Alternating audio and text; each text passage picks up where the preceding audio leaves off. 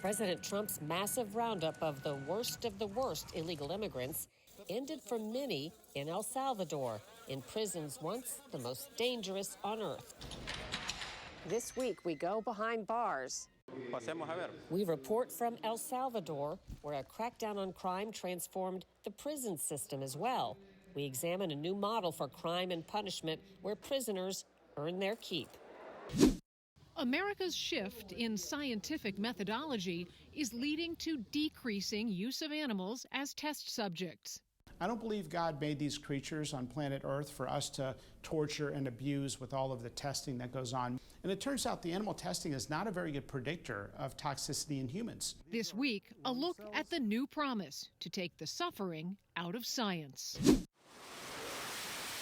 The America First agenda is going beyond the U.S. borders. Every boat that we knock out, we save 25,000 American lives. The president's tough military and economic pressure in Latin America might seem radical, but it's nothing new. The ultimate goal of the Trump administration is for all of Latin America to be a friend of the United States. We look at the 2.0 version of a 2-century-old policy being called the Donro Doctrine.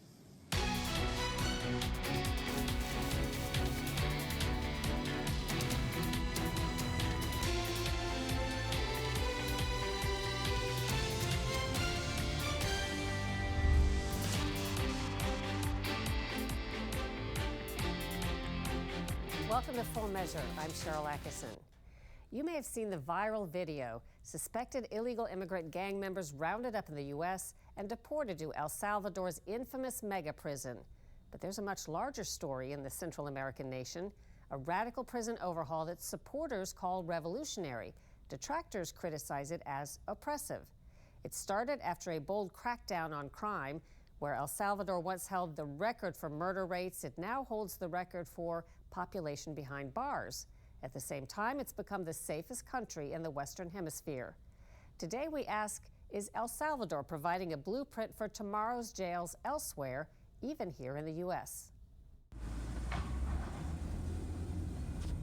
As we pull into the sprawling La Esperanza, El Salvador's most populous prison, it's striking to know that not long ago, this was one of the most dangerous places in the murder capital of the world. Today, it's transformed into a remarkable model that's drawing attention around the globe. Buenos dias. Juan Jose Montano commands the helm at La Esperanza. He's giving us a tour that includes some places the media has never before been invited to see. Pasemos a ver. Montano's worked here for 19 years, but admits El Salvador's gangs ran the prison for most of that time until radical reforms under President Bukele. So what is needed, basically, to keep this program going is that the order come directly from the president. The president is the one giving directions on how to do this. And then we here in the prisons, we can execute all of the indications that come from the president. In 2021, President Bukele initiated a sweeping crackdown on gangs and crime. In a matter of weeks, 87,000 people were arrested. La Esperanza's prison population quickly surged from 6,000 to nearly 30,000. Now the inmates are enrolled in 24/7 around-the-clock shifts of training and labor that boost the bottom line. The government claims over 48,000 prisoners are currently working in the prison system's zero leisure plan, reducing their sentences through work and training while making the prisons nearly self-sufficient. As part of zero leisure, these inmates are making shoes for soldiers and soon public school children. Saturación de oxígeno 98. They're learning first response skills. They're handcrafting lamps and creating art for government buildings. They gain skills to repair federal buildings, fix police cars, and build hospitals and stadiums. They're even growing their own food in the field. In the U.S., the media spotlight was shined on El Salvador's prison system last March. El Salvador agreed to accept alleged gang members and other high-risk deportees from the U.S. campaign against illegal immigration. This video captured the first wave of 200 inmates processed into the ultra-secure CCOT Terrorism Confinement Center. We weren't permitted inside CCOT, where conditions are the harshest among El Salvador's prisons, but inmates there also take part in the sustainable Zero Leisure Plan.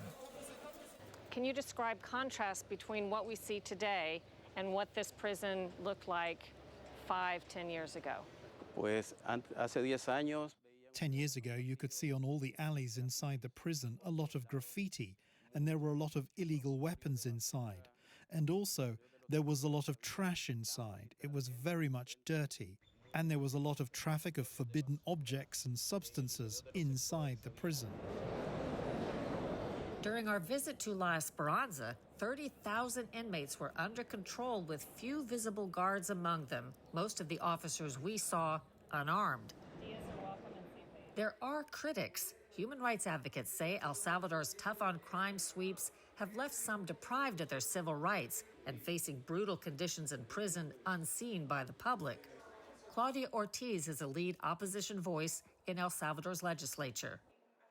And I think one thing is to be an immigrant without a legal status in one country, and something very different is to be arrested in other country in which you haven't committed any crime.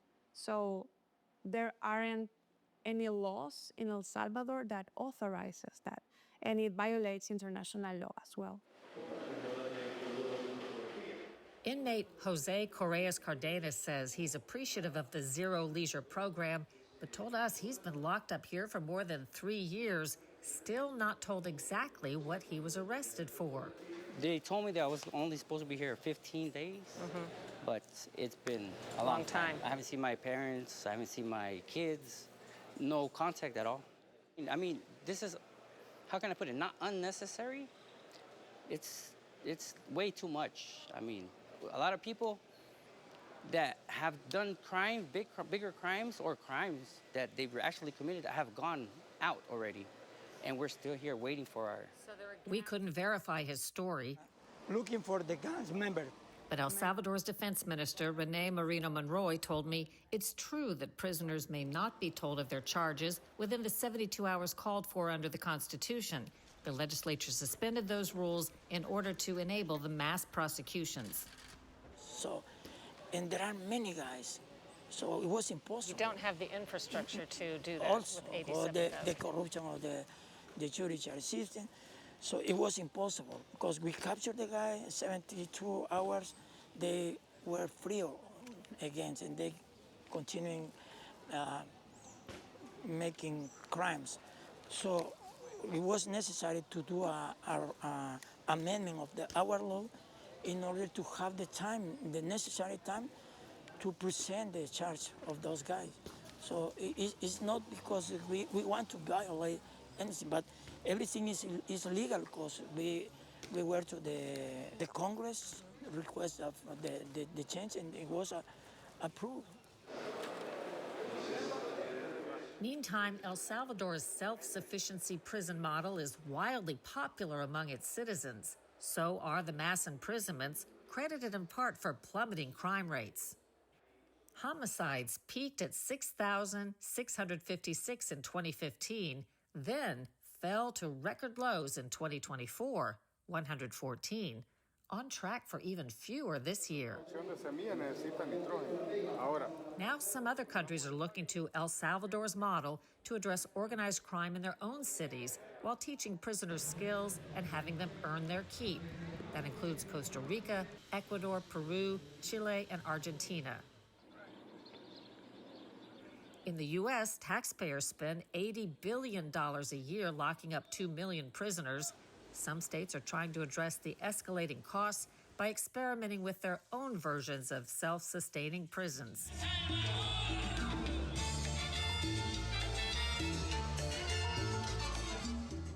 Our tour of La Esperanza ends on an unexpected note, a performance by the inmate band. While While some debate the terms, El Salvador is celebrating hard-fought victories, a striking contrast to 5 years back when MS-13 and other ruthless gangs dominated the prison.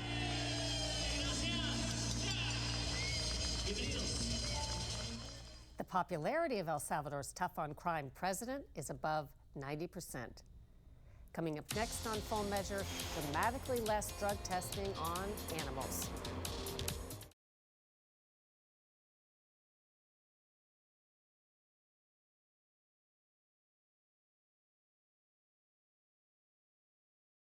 The UK recently announced plans to phase out animal testing. Here in the U.S., from monkeys to pigs and dogs, the Trump administration has taken new action to cut back further on experiments done on animals to approve new medicines. Scientific advances make that more possible than ever, as Lisa Fletcher reports. When it comes to developing new drugs, we all want safe and effective treatments. But how we do that is changing faster than ever before. Back to ancient Greece, people have been experimenting on animals to get a better understanding of human biology. Testing drugs on them came much later. In 1937, the deaths of more than 90 people taking a new antibiotic for strep saw Congress pass a law mandating animal testing. The argument? That using animals would predict how drugs would work in humans. The problem is that over decades, animal testing has proven to be ineffective much of the time. 95% of experimental drugs that are tested on animals and receive perfect scores there, approval for safety and efficacy, go on, 95% of them go on to fail in humans. Zahir Nali is a PhD scientist with the Center for a Humane Economy, an animal protection organization. He began his career doing biomedical research, including on animals. So what you're saying is these drugs do great on animals, but once they get to people, right, all bets are off. They fail miserably, 95%. What kind of industry can continue like this? Not only that, Lisa, we are missing a lot of opportunities here because almost invariably, when a drug fails in an animal model, it is prematurely abandoned, although it can be perfectly safe for humans. You see? Animal testing has long faced scientific doubts and public concern over animal suffering. Yet it remains a multi-billion-dollar industry, with the federal government the biggest spender. But attitudes in Washington are shifting. My number one goal is... FDA Commissioner Marty McCary says today's science no longer supports animal testing. And on a personal level, Lisa, I don't believe God made these creatures on planet Earth for us to torture and abuse with all of the testing that goes on. Most of it is unnecessary. I've been in the medical field for a long time. Most of the use of animals in medical research is unnecessary. We can use common sense and gold standard science. And it turns out the animal testing is not a very good predictor of toxicity in humans. Finding an alternative to animal testing, one that is more effective, has been Dr. Donald Ingber's mission for nearly 20 years. I love animals. I did not like working with animals. And so when I came to Harvard from Yale, when I was about 28, I definitely had in my mind, can I do a lot of this work in vitro instead of in animals? So that was definitely in the back of my head. He founded Harvard University's Wyss Institute, a research body, and is at the forefront of new technology that mimics human organs and allows researchers to safely test drugs on them. What is an organ on a chip? Organ on a chip is a small device the size of a thumb drive. It has tiny little hollow channels, and we line them with, believe it or not, living human cells. Because we mimic the structure of the lung with living cells and the physical environment, we actually replicate complex functions, including responses to diseases, drugs, toxins, viral infections. And the technology is already having a positive effect, speeding drug development and saving money. It's estimated that it could save billions of dollars, $2 to $3 billion, just based on the liver prediction by preventing late-stage failures in clinical trials, where you spend hundreds of millions and then you get there and then you fail, which happens often. So you're testing on humans without testing on humans. Exactly, yeah. Dr. Ingber and other champions of this organ-on-a-chip technology encouraged by a 2022 federal law called the FDA Modernization Act 2.0. That allows for alternatives to animal testing for drug and biological product applications. And so this is a big announcement recently from the FDA that not only will they consider data, but they actually may even accelerate the review. And their intent is to phase out animal testing over 3 to 5 years. That's what they say. And using alternative methods, and organ chips is one. Next up, McCary says he will make sure the FDA finalizes those regulations mandated by Congress. We're going to not only conform, we're going to exceed all of the expectations in reducing animal testing. We are seeing drug applications come in now where they have an outline for animal testing, and we're telling them, we don't want you to do this animal testing. We don't think it's going to inform us about the drug safety. Use computational modeling and other technology instead. And it has the promise, if we do it right, of not just doing what's ethical for animals, but of speeding up the approval process, because that's a long time that's spent on animal testing. Reducing costs. Reducing costs, and ultimately, those lower R&D costs can translate to lower drug prices for everyday Americans, which is a massive priority for this administration. Replacing what doesn't work with what does. A future where better science means safer drugs and fewer animals suffering in the process. For Full Measure, I'm Lisa Fletcher in Boston. Ahead on Full Measure, find out why the Trump administration has recently put so much focus on Latin America.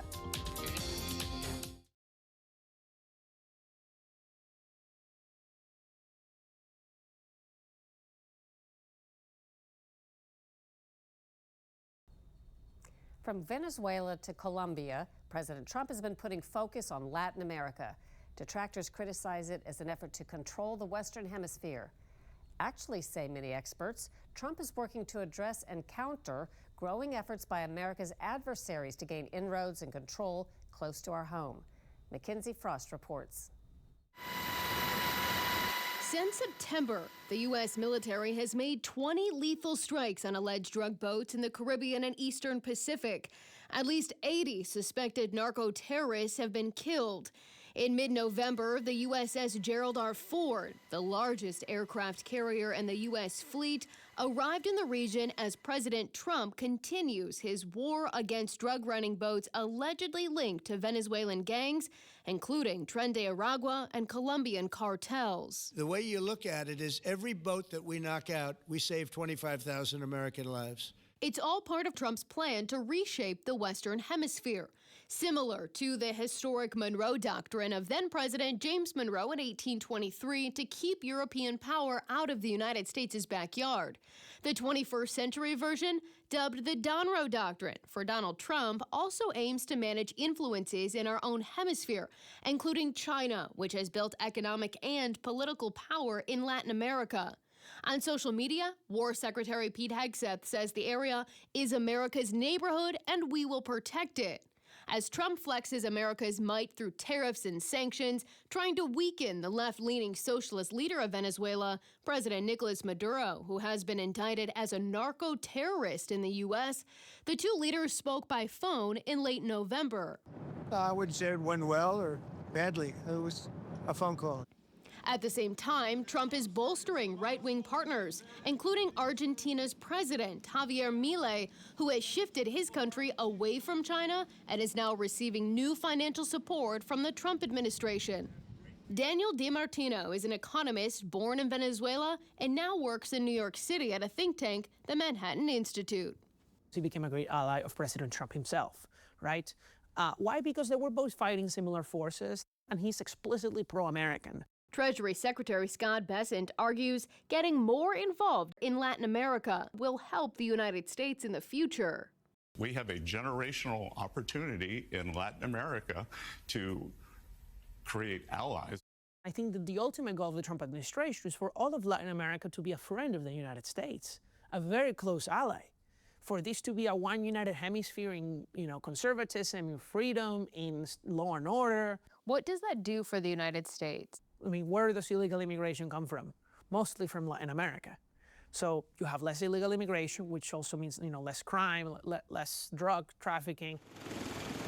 As America's influence grows, it may put pressure on U.S. enemies who are looking to increase their own presence in the region.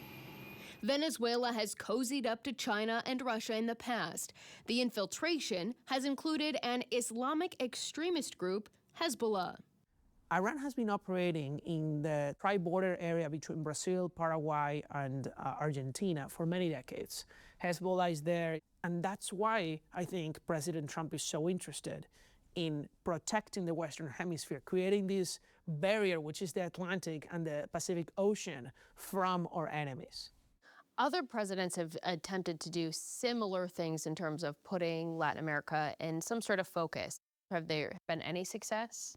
I think the closest you can come to any focus on Latin America, like President Trump, is maybe the Kennedy years, where Kennedy did a lot of trips himself to Latin America. The Bay of Pigs was a big failure because the U.S. didn't step up and help the Cubans liberate Cuba. But because of that mistake and the fact that Cuba became a communist country and then expanded all over the region and the world, the rest of American presidents forgot about Latin America. At home, Trump has largely fended off challenges and questions about the legality of the lethal force use in international waters. It's questionable, and the White House and the Department of Defense could not give us a logical explanation on how this is legal. After President Trump is done with his term and we see him exit this stage, how do you think these policies will be carried forward? And if they aren't, what's the harm to the United States? If somebody like, J.D. Vance or Marco Rubio are still involved in a future Republican administration, I think they will be carried forward. If the Democrats come back to office, my great concern is that they will actually use those policies to help leftists instead of conservatives.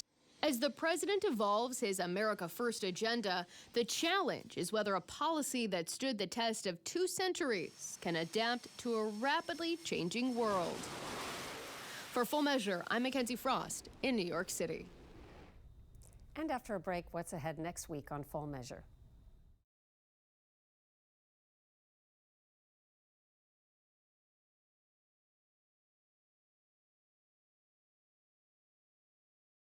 Coming up next week on Full Measure, more states are reducing or eliminating state income taxes. What year did Arizona enact the flat tax? So it's 2021. And what would you say has been the tangible impact since then? As Arizona has continued to be a place folks have talked about, doing that just moved us that much further up the ranks. The tax-free revolution sweeping some corners of America next week on Full Measure. Until then, we'll be searching for more stories that hold powers accountable. Thanks for watching. I'm Sharyl Attkisson.